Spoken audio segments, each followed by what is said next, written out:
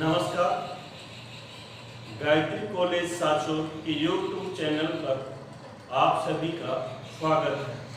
आशा है आप इस वीडियो को ज़्यादा से ज़्यादा शेयर करेंगे और सब्सक्राइब करेंगे। आज हम ऑस्मो रेगुलेशन इन यूग्लिना नामक विषय पर चर्चा करेंगे। इससे पहले वाले वीडियो में हमने लोकोमोशन इन यूग्लिना पर चर्चा की थी। उससे पहले वाले वीडियो में स्ट्रक्चर ऑफ यूग्लिना के बारे में जाना था और इसी क्रम में आज हम BSc part first structure and functions of invertebrate paper के यूग्लिना विषय पर ऑस्मो रेगुलेशन इन यूग्लिना पर चर्चा करेंगे। तो ऑस्मो रेगुलेशन होता क्या है? ये दो वर्ड है, ऑस्मो एंड रेगुलेशन। रेगुलेशन का मतलब है नियमन और ऑस्मो वर्ड आया है प्रासरण से, ऑस्मोसिस से बना है ऑस्मोसिस, अर्थात हम हिंदी में कह सकते हैं यूग्लिना में प्रासरण नियमन। तो यूग्लिना में प्रासरण नियमन को समझने के लिए पहले हमें एक शब्द सीखना होगा। उस शब्द को हम क्या कहते हैं? ऑस्मोसिस कहते हैं। ऑस्मोसिस, जिसको आप हिंदी में क्या कहेंगे? परासरण भी कह सकते हैं। परासरण होता क्या है? कोई आपसे पूछे कि परासरण कहते किसे हैं? जब हम परासरण की बात करते हैं या ऑस्मोसिस या परासरण, जो भी आप कहना पसंद करो, होता क्या है? सपोज दैट हमने एक कंटेनर लिया, एक पात्र लिया, उस पात्र के मध्य में हमने SPM अर्ध पारगम्य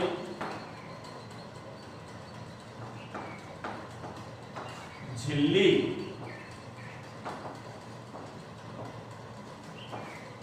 रख दी।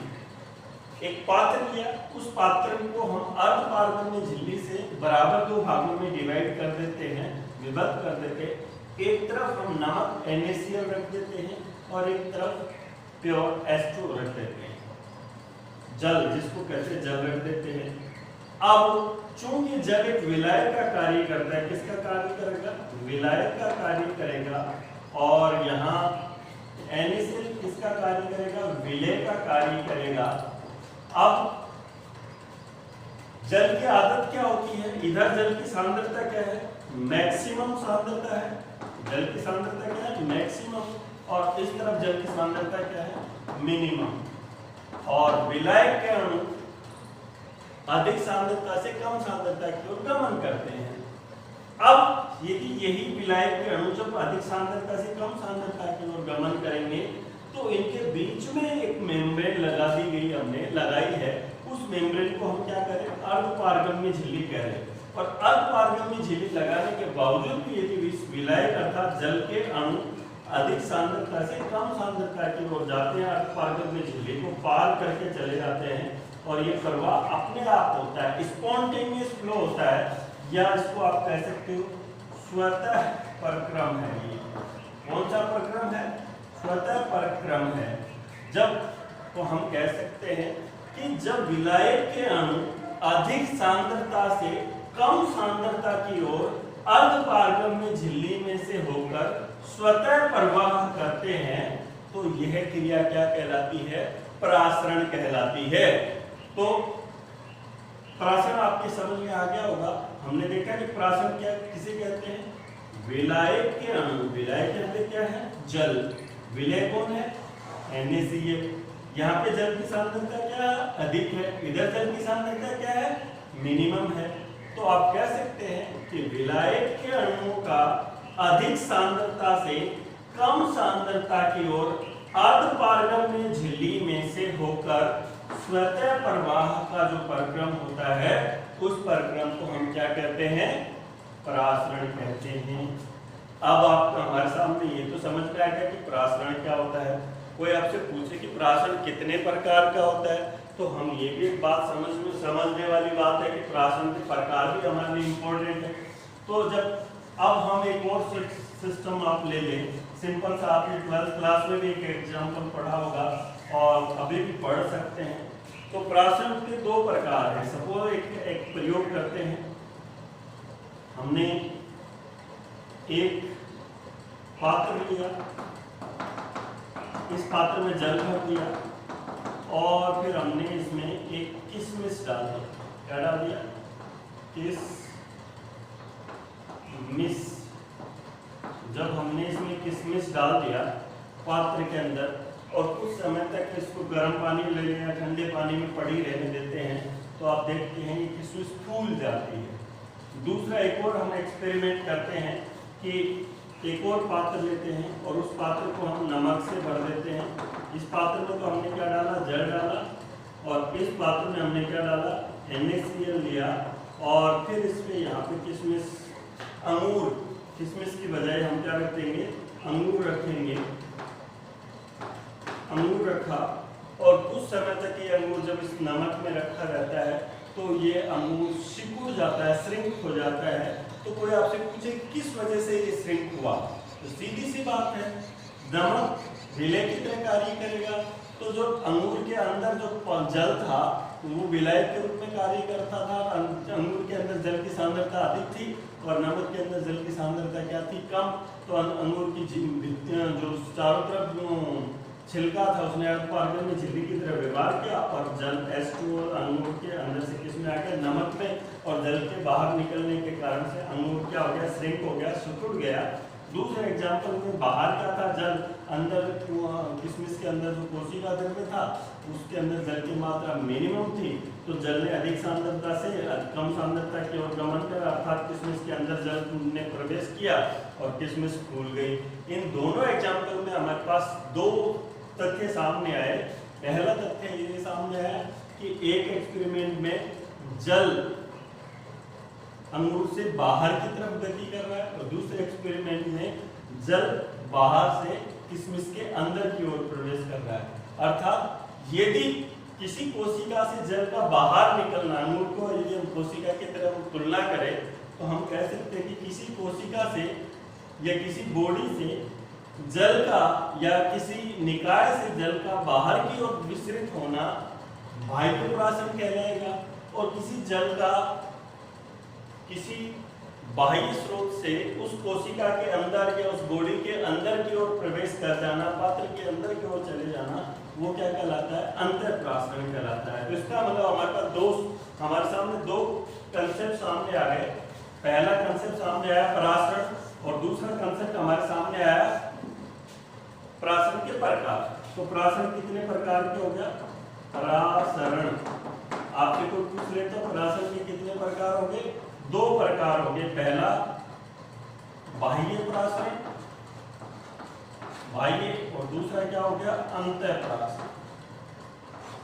अंतःप्रासरण। हमारे पास प्रासरण कितने प्रकार का हो गया? दो प्रकार का हो गया, बाह्य प्रासरण और अंतःप्रासरण। अब ये सर पढ़ा रहे थे ऑस्मोरेगुलेशन इन यूग्लिना और अब बोल क्या रहे? हमें पढ़ाने लगे प्रासरण। एक्चुअल में प्रासरण का मैंने जिक्र इसलिए किया है ताकि आपको ये पता चले कि यहाँ पे प्रासरण का, ऑस्मोरेगुलेशन में प्रासरण का कितना बड़ा रोल है और इसका नाम ही ऑस्मोरेगुलेशन क्यों पड़ा। आप जानते हैं कि यूग्लिना एक एक्वेटिक एनिमल है, प्रोटोजोन है, एक्वेटिक एनिमल है। तो बॉडी के अंदर बहुत सारी क्रियाएं पानी के बिना संभव नहीं हो सकती हैं। तो अंतःप्रासरण इसके द्वारा, अंतःप्रासरण के द्वारा यूग्लिना के शरीर में जल लगातार प्रवेश करता रहता है। कौन सी क्रिया के द्वारा? अंतःप्रासरण, जिसको एंडोस्मोसिस भी कह सकते हैं। एंडोस्मोसिस के कारण, अंतःप्रासरण के कारण जल यूग्लिना के शरीर में लगातार प्रवेश करता रहता है और ये लगातार प्रवेश करता रहे, इसे बाहर नहीं निकाला जाए तो ऐसी स्थिति में यूग्लिना का शरीर जल के दबाव के कारण फट सकता है। इसलिए उस जल को शरीर से बाहर निकालने का एक प्रोसेस है और उस पूरे अतिरिक्त जल की मात्रा को शरीर से बाहर निकालने का जो प्रोसेस है वो क्या कहलाता है? ऑस्मोरेगुलेशन कहलाता है। और उस प्रोसेस में हमारे लिए बहुत बड़ा रोल प्ले करेगा। पर उससे पहले कौन सा स्ट्रक्चर रोल प्ले करता है उसको देखने से पहले हम एक बार ऑस्मोरेगुलेशन एपरेटस को समझने के लिए उसके स्ट्रक्चर जानते हैं। देखो आप ये गोलाकार संरचना देख रहे होंगे, इस गोलाकार संरचना को हम रिजर्वोयर या आशय कहते हैं। और आशय में हमें दो संरचनाएं नजर आ रही हैं। एक तो नजर आ रही है लोकोमोटिव फ्लैजिलम, जिसको हम गमनांग कशाभिका भी कह सकते हैं या लॉन्ग फ्लैजिलम भी कह सकते हैं, जो बड़ी फ्लैजिला की तरह कार्य करती है। दूसरी हमें नजर आ रही है स्मॉल फ्लैजिलम, जो छोटी या लघु कशाभिका के नाम से जानी जाती है। एक यहाँ पे वर्णक जैसी संरचना, एक गोलाकार बिंदु स्पोर्ट दिखाई देता है, इस स्पोर्ट को हम स्टिग्मा कहते हैं। और एक इस आशय के जस्ट साथ में यहाँ पे हमें एक साइटोप्लाज्म कोशिका द्रव्य दिखाई दे रहा है, जिसको मैंने स्पेशल नाम दिया है zone of excretory cytoplasm. Excretory मतलब उत्सर्जक, साइटोप्लाज्म में कोशिका द्रव्य और जोन इस क्षेत्र, इसका मतलब उत्सर्जित कोशिका द्रव्य का क्षेत्र। इस क्षेत्र, ये क्षेत्र में एक्चुअल में है क्या, ऐसी कौन सी संरचना इस क्षेत्र में पाई जाती है? तो ये कोई बड़ा ऐसा कोई क्षेत्र नहीं है जिसमें विशेष संरचनाएं हैं। आप देख रहे होंगे छोटी छोटी वैक्यूल्स नजर आ रही है। क्या नजर आ रही है? वैक्यूल, जिसको हम क्या कहते हैं? रिक्तिका कहते हैं। इस रिक्तिका, इन वैक्यूल्स के अंदर जब जो जल प्राशन के द्वारा शरीर के अंदर अतिरिक्त जल की मात्रा आ जाती है, उस अतिरिक्त जल की मात्रा को ये साइटोप्लाज्म इन छोटी वैक्यूल्स के अंदर भर देता है।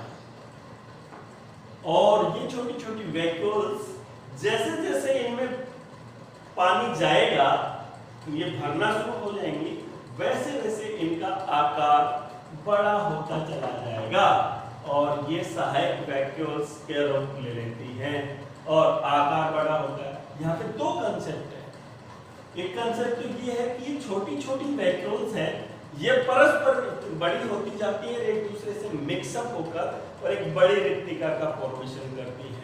एक कंसेप्ट तो ये है।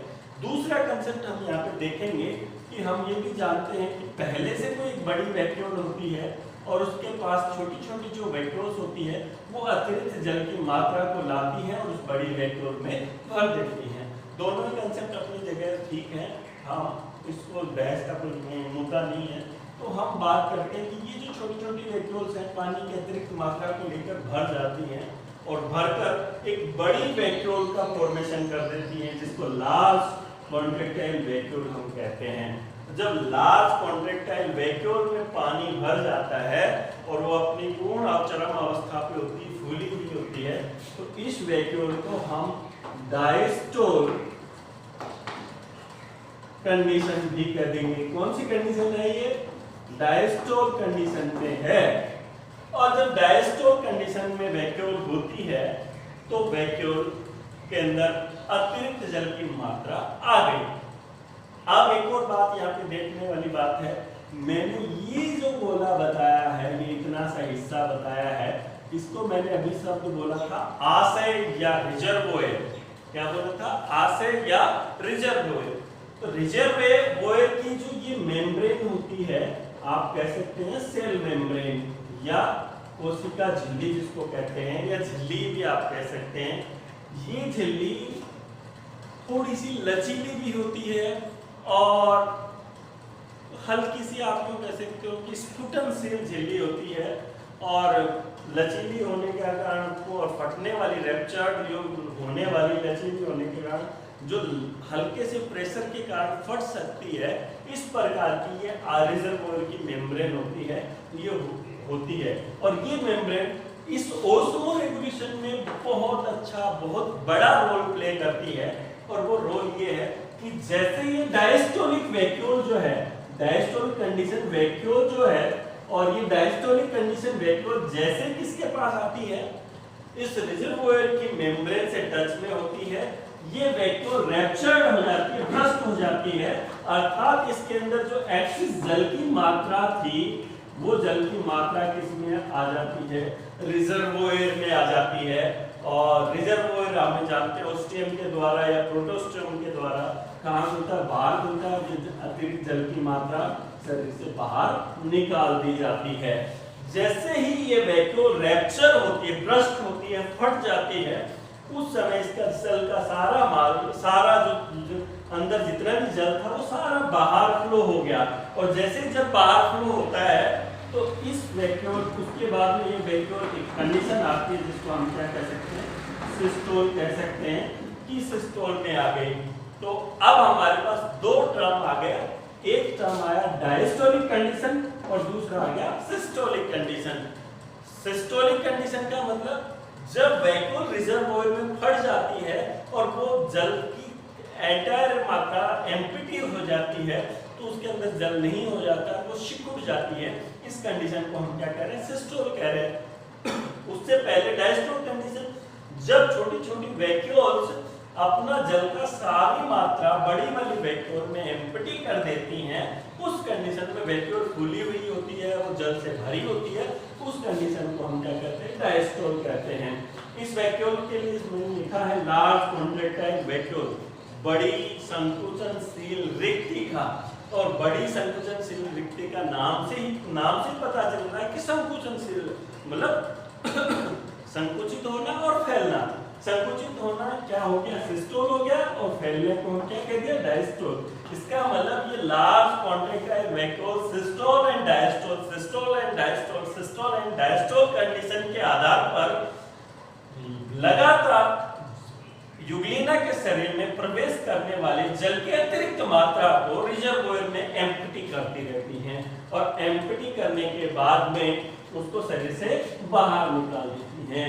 और इस तरह से युग्लिना के शरीर में एंडोस्मोसिस, अंतःप्राशन के द्वारा आई अतिरिक्त जल की मात्रा को शरीर से बाहर निकाल दिया जाता है। इसी क्रिया को हम क्या कहते हैं, ओस्मोरेगुलेशन कहते हैं, प्राशन नियमन कहते हैं। ये प्राशन नियमन युग्लिना में होता है। यहाँ पे एक और बात ध्यान में रखने की बात है, नाइट्रोजनी अपशिष्ट पदार्थों के कारण, किसके कारण, नाइट्रोजनी अपशिष्ट पदार्थों के कारण अमोनिया यहाँ पे बनता है, और उस अमोनिया को एक्सोस्मोसिस, बाह्य प्राशन द्वारा बॉडी से डायरेक्ट बाहर भी निकाल दिया जाता है, और उस अमोनिया को इस जल की मात्रा के साथ इस सिस्टम में, और यहाँ से भी अमोनिया को भी शरीर से बाहर निकाला जा सकता है। इसका मतलब ये ओस्मोरेगुलेशन तो हो ही रहा है, पर यही चीज कॉन्ट्रैक्टाइल वैक्यूल एक्सक्रीशन का भी क्या करती है, कार्य करती है। इस प्रकार हमने देखा कि युग्लिना में किस प्रकार ओस्मोरेगुलेशन होता है, और क्या कॉन्ट्रैक्टाइल एपरेटस जिसको कहते हैं, संकुचनशील उपकरण जिसको कहते हैं, या ओस्मोरेगुलेटरी एपरेटस जिसको हम कह रहे हैं, क्या वो एक ही कार्य करता है या दूसरा कार्य करता है। दूसरा कार्य, एक कार्य तो जल की अतिरिक्त मात्रा को एंडोस्मोसिस के द्वारा जल की अतिरिक्त मात्रा जो शरीर में प्रवेश करती है उसको बाहर निकालने का काम कौन कर रहा है, संकुचनशील एपरेटस करता है। ठीक उसी प्रकार जब मेटाबॉलिक एक्टिविटीज में अमोनिया बनता है, तो उस अमोनिया को भी कॉन्ट्रैक्टाइल वैक्यूल के द्वारा शरीर से बाहर निकाला जा सकता है। तो इससे हमें स्पष्ट ज्ञान होता है कि कॉन्ट्रैक्टाइल एपरेटस युग्लिना में दो कार्य करता है। पहला कार्य करता है ओस्मोरेगुलेशन का, दूसरा कार्य करता है एक्सक्रीशन का। आशा है आपको वीडियो पसंद आएगा और आप इसे ज़्यादा से ज़्यादा शेयर करेंगे। धन्यवाद।